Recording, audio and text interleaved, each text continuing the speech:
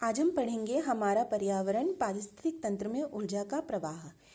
किसी भी वातावरण में कई प्रकार के जीव पाए जाते हैं और इन जीव के लिए उनका जो आवास है वो बहुत महत्वपूर्ण होता है और आवास के जैविक और अजैविक घटकों से जीवों का अंतर संबंध होता है जो उनके जीवन को प्रभावित करता है। और उस आवास में जो अनुकूलित जीव हैं उनकी आबादी बढ़ती रहती है और उसका असर अन्य जीवों की आबादी पर पड़ता है। तो जीवों के बीच में ऊर्जा का प्रवाह जो होता है उसका अध्ययन करने के लिए हम देखेंगे सबसे पहले सजीव घटकों के बीच की जो निर्भरता होती है उसे हम खाद्य श्रृंखला, खाद्य जाल और पारिस्थितिक पिरामिड के द्वारा समझेंगे। और सजीव और निर्जीव घटकों के बीच निर्भरता पौधों और जंतुओं के जीवन पर मिट्टी, हवा, पानी, जलवायु, मौसम आदि का प्रभाव जिसे हम पदार्थों के चक्र द्वारा समझेंगे और उनके बीच में ऊर्जा का प्रवाह किस तरह से होता है। पारिस्थितिक तंत्र क्या है? किसी भी प्रकृति के घटकों में अंतर संबंध के कारण अपने आप में संचालित एक व्यवस्था बन जाती है जिसे हम पारिस्थितिक तंत्र या इकोसिस्टम कहते हैं। और इस पारिस्थितिक तंत्र में प्राकृतिक घटनाओं के फलस्वरूप लगातार बदलाव आता रहता है। किसी पारिस्थितिक तंत्र का अध्ययन हम किसी पेड़, बगीचे, खेत, तालाब, गुफा, जंगल आदि इलाके में कर सकते हैं। तो जैसे हम देखेंगे कि धान के खेत का पारिस्थितिक तंत्र किस तरह से होता है। हम जानते हैं कि अधिकतर खाद्य श्रृंखलाएं पौधे से शुरू होती हैं। प्रकाश संश्लेषण के द्वारा पौधे क्या करते हैं? सौर ऊर्जा को भोजन के रूप में रासायनिक ऊर्जा में बदल देते हैं, इसलिए इन्हें उत्पादक कहा जाता है। और एक खाद्य श्रृंखला में उत्पादक को छोड़कर सभी जो जीव हैं वो उपभोक्ता कहलाते हैं।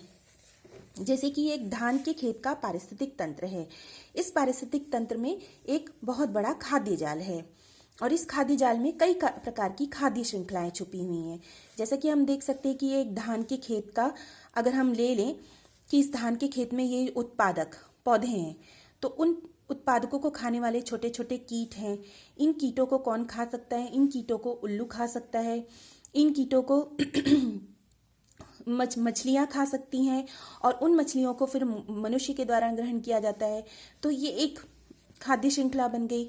और जैसे कि धान के बीजों को अगर चूहे खाते हैं तो चूहों को उल्लू खा सकते हैं, सांप खा सकते हैं।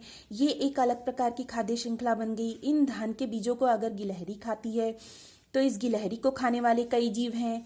और जैसे कि अगर खरगोश खाता है तो खरगोश को लोमड़ी खा सकती है।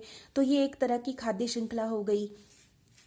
अगर इन धान के बीजों को शाकाहारी कीट खाते हैं तो शाकाहारी कीट को खाने वाले कई मांसाहारी कीट होते हैं। इन मांसाहारी कीटों को खाने के लिए मेढक है, मेढक को खाने के लिए सांप है।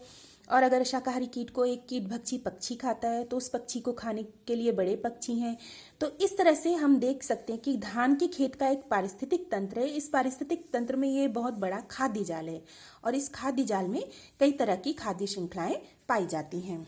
ये जीवों के बीच के अंतर संबंध और भोजन के लिए उनकी एक दूसरे पर निर्भरता को दर्शाता है। किसी पारिस्थितिक तंत्र में जैव विविधता इतनी अधिक होती है कि खाने व खाए जाने के संबंध खाद्य श्रृंखला से नहीं बल्कि खाद्य जाल से पता लगाए जा सकते हैं। खाद्य श्रृंखला एवं खाद्य जाल में हम देखते हैं कि कुछ जीव पूर्ण रूप से पौधों पर तो कुछ अन्य जीवों पर निर्भर हैं, अर्थात हमें पोषण के अलग अलग स्तर नजर आते हैं। तो पोषक के कौन कौन से स्तर होते हैं? धान के खेत की जो खाद्य जाल है इसमें कई खाद्य श्रृंखलाएं हैं। और खाद्य श्रृंखला क्या होती है? सबसे पहले धान के पौधे या उत्पादकों से इसकी शुरुआत होती है। इन पौधों को खाने वाले जीव जैसे चिड़िया, कीड़े, चूहे, खरगोश, गिलहरी हैं, ये सब प्राथमिक उपभोक्ता कहलाते हैं।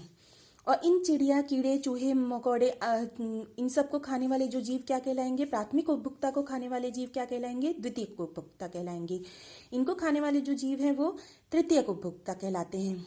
तो इस तरह से हमें एक पारिस्थितिक तंत्र में अलग अलग पोषक स्तर दिखाई देते हैं। जो उत्पादक है वो प्रथम पोषक स्तर हुआ, उपभोक्ता द्वितीय पोषक स्तर, द्वितीय उपभोक्ता तृतीय पोषक स्तर, तृतीय उपभोक्ता चतुर्थ पोषक स्तर और जो सर्वोच्च उपभोक्ता होता है वो पंचम पोषक स्तर कहलाता है। तो एक पोषक स्तर के जीवों के समुदाय की उससे पहले वाले पोषक स्तर के जीवों के समुदाय पर भोजन संबंधी निर्भरता होती है। पारिस्थितिक तंत्र में ऐसे जीव भी होते हैं जो अन्य जीवों के अपशिष्ट पदार्थों और मृत जीवों के शरीर से अपना भोजन प्राप्त करते हैं। ये अपमार्जक जैसे कौवा, तिलचट्टा तथा आदि तथा अपघटक जैसे जीवाणु कवक आदि होते हैं। पोषक स्तरों में जीवों के बीच की जो निर्भरता होती है और संसाधनों का जो वितरण होता है, ऊर्जा का प्रवाह इत्यादि के मात्रात्मक अध्ययन के प्रस्तुतिकरण के लिए हम पारिस्थितिक पिरामिड की मदद लेते हैं। पारिस्थितिक पिरामिड क्या है? किसी भी क्षेत्र के पारिस्थितिक तंत्र में खाद्य श्रृंखला के अंत में वही प्राणी होते हैं जो साल भर में कम से कम बच्चे पैदा करते हैं। साथ ही ऐसे प्राणियों या इनके परिवारों के लिए यह क्षेत्र उनका आवास होता है। अतः इसे क्षेत्र में खाद्य श्रृंखला के खाने व खाए जाने वाले प्राणियों की संख्या को पिरामिड के रूप में दर्शाया जा सकता है। पिरामिड के चौड़े आधार में ऐसे प्राणी होते हैं जिनकी संख्या सबसे ज्यादा होती है और शीर्ष पर ऐसे प्राणी होते हैं जिनकी संख्या सबसे कम होती है। ऐसे पिरामिड से जीवों की संख्या तथा भोजन की उपलब्धता को दर्शाया जा सकता है। जैसे कि हमने धान के खेत का पारिस्थितिक तंत्र देखा, उस पारिस्थितिक तंत्र में एक बहुत बड़ा खाद्य जाल था। उस खाद्य जाल में अनेक खाद्य श्रृंखलाएं थी। तो धान के खेत की खाद्य श्रृंखला के जीवों की संख्या को पिरामिड के रूप में इस प्रकार से दर्शाया जा सकता है। जैसे कि यहाँ पर अगर 10 लाख धान के पौधे हैं तो 10 लाख धान के पौधों को खाने के लिए 1000 खरगोश हैं। उन 1000 खरगोशों को खाने के लिए 50 सांप हैं। इन 50 सांप को खाने के लिए 5 बाज हैं। तो ये उत्पादक हुए। उत्पादक के बाद ये प्राथमिक उपभोक्ता, द्वितीयक उपभोक्ता और ये तृतीयक उपभोक्ता हुआ। तो इस तरह से ये एक पिरामिड बन गया, खाद्य श्रृंखला का एक पिरामिड बन गया। इस पिरामिड के चौड़े आधार में क्या हुए, जिन जीवों की संख्या सबसे ज्यादा है वो चौड़े आधार में है और जिन जीवों की संख्या सबसे कम है वो शीर्ष में है।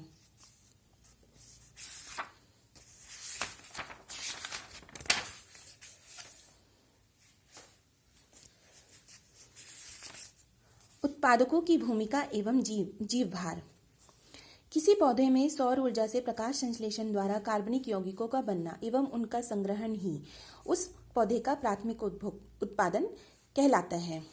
प्रति इकाई जमीनी क्षेत्र के समूचे पौधों का किसी निश्चित समय पर लिया गया भार कुल प्राथमिक उत्पादन को दर्शाता है और यही किसी पारिस्थितिक तंत्र के उत्पादकों का सम्मिलित जीव भार कहलाता है। ऐसे ही अन्य पोषक स्तरों के लिए भी जीव भार ज्ञात किया जाता है। किसी खाद्य श्रृंखला में एक स्तर का जीव भार अगले स्तर के भोजन व ऊर्जा का स्रोत होता है। हर स्तर पर कितना भोजन उपलब्ध है यह केवल जीवों की संख्या के पिरामिड से ही नहीं वरन जीव भार के पिरामिड से भी पता चलता है। जैसे कि ये हम पारिस्थितिक एक पिरामिड को देख सकते हैं। इस पिरामिड में अगर 15,000 पौधे हैं, उत्पादक पौधे हैं, तो उनको खाने वाले जीवों की संख्या 1500 किलोग्राम हो गई। 1500 किलोग्राम खाने के 1500 किलोग्राम प्राथमिक उपभोक्ता को खाने वाले द्वितीयक उपभोक्ता कितने हो गए? 150 किलोग्राम हो गए। 150 किलोग्राम द्वितीयक उपभोक्ता को खाने वाले तृतीयक उपभोक्ता कितना हो गए? 15 किलोग्राम हो गए। तो इस तरह से एक इकोलॉजिकल पिरामिड में उसके जीवों की जीव भार को ज्ञात किया जा सकता है।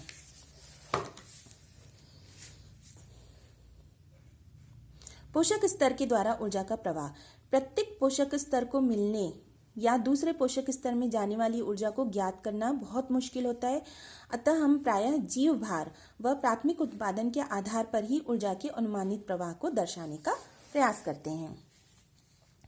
सामान्यतः पौधों में प्राप्त होने वाली सौर ऊर्जा का लगभग 1% भाग प्रकाश संश्लेषण द्वारा खाद्य पदार्थों की रासायनिक ऊर्जा में परिवर्तित होता है। इसके भी 10% भाग पौधों को खाने वाले प्राथमिक उपभोक्ताओं को उपलब्ध होता है, अर्थात सौर ऊर्जा का 0.1%। प्राथमिक उपभोक्ताओं में खाए हुए भोजन का लगभग 10% भार ही जैव भार में बदलता है, जो अगले स्तर के उपभोक्ता को उपलब्ध हो पाता है। अर्थात ऊर्जा परिवर्तन की जो दक्षता होती है लगभग 10% होती है। इसे हम इस तरह से देख सकते हैं कि यहाँ ऊर्जा परिवर्तन की दक्षता क्या पढ़ा हमने? 10% होती है। यानी कि अगर 1500 किलोग्राम प्राथमिक उत्पादक हैं तो इसका जो 10% ऊर्जा है वो द्वितीयक प्राथमिक उपभोक्ता को मिलती है। और इस इस ऊर्जा का जो 10% है वो द्वितीयक उपभोक्ता को मिलता है और इसका जो 10% है वो तृतीयक उपभोक्ता को मिलता है। यानी कि एक इकोसिस्टम या इकोलॉजिकल पिरामिड में 10% ऊर्जा का स्थानांतरण होता है प्रत्येक पोषक स्तर पर। ऊर्जा की कुछ मात्रा जैविक क्रियाओं को चलाने में काम आती है तो कुछ जीव के शरीर से बाहर निकल जाती है। इस प्रकार अगले स्तर के उपभोक्ता के लिए ऊर्जा की बहुत कम मात्रा उपलब्ध हो पाती है। अर्थात लगभग सभी पारिस्थितिक तंत्रों के लिए ऊर्जा का पिरामिड सीधा होगा क्योंकि सबसे ज्यादा ऊर्जा उत्पादकों के स्तर पर ही होगी। अब हमने क्या देखा यहाँ पर कि कोई भी जो खाद्य श्रृंखला है वो ऊर्जा के प्रवाह के एक मार्ग को दर्शाती है, यानी कि ऊर्जा एक ही दिशा में स्थानांतरित होती है नीचे से ऊपर के स्तर पर। खाद्य जाल ऊर्जा के प्रवाह के कई मार्गों को दर्शाता है। खाद्य श्रृंखला एवं ऊर्जा के पिरामिड से स्पष्ट होता है कि ऊर्जा का प्रवाह एक ही दिशा में होता है। अर्थात प्रथम स्तर को ही देखें तो पौधों द्वारा उपयोग में लाई गई ऊर्जा पुनः सौर ऊर्जा में नहीं परिवर्तित नहीं होती बल्कि उनको खाने वाले जंतुओं को उपलब्ध होती है।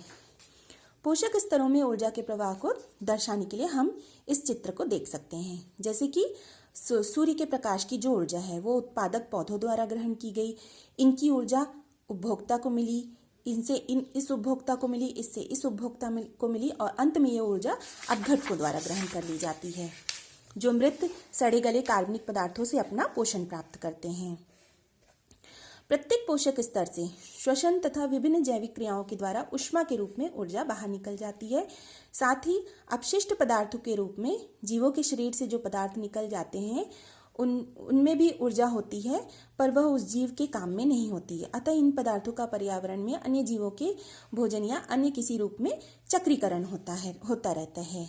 जैसे कि कार्बन डाइऑक्साइड है, नाइट्रोजन है और इन सब का कार्बन चक्र, नाइट्रोजन चक्र आदि के द्वारा इन सब पोषक तत्वों का वातावरण में चक्रीकरण होता है। जैसे कि हम कार्बन डाइऑक्साइड चक्रीकरण को देख लें कि कार्बन डाइऑक्साइड क्या है, हरे पौधे प्रकाश संश्लेषण की क्रिया में इस कार्बन डाइऑक्साइड गैस का प्रयोग करके जटिल खाद्य पदार्थ बनाते हैं और ये जो सभी कार्बनिक पदार्थ हैं इनके दहन से जो कार्बन डाइऑक्साइड है पुनः वायुमंडल में चली जाती है और जो खाद्य पदार्थ हैं, जटिल खाद्य पदार्थ हैं वो जंतुओं के द्वारा ग्रहण कर लिए जाते हैं। जब जंतु पौधे का खाते हैं तो ये जो ऊर्जा है, सूर्य के प्रकाश की जो ऊर्जा है वो जंतुओं के शरीर में पहुंच जाती है और इन जंतुओं की जब मृत्यु होती है तो जो सूक्ष्म जीव हैं वो मृत कार्बनिक पदार्थों के अपघटन से, यानी कि पौधे और जंतुओं के मृत शरीर उनके अंगों के सड़ने गलने आदि से उनकी ऊर्जा से जो ऊर्जा निकलती है उसको ग्रहण कर लेते हैं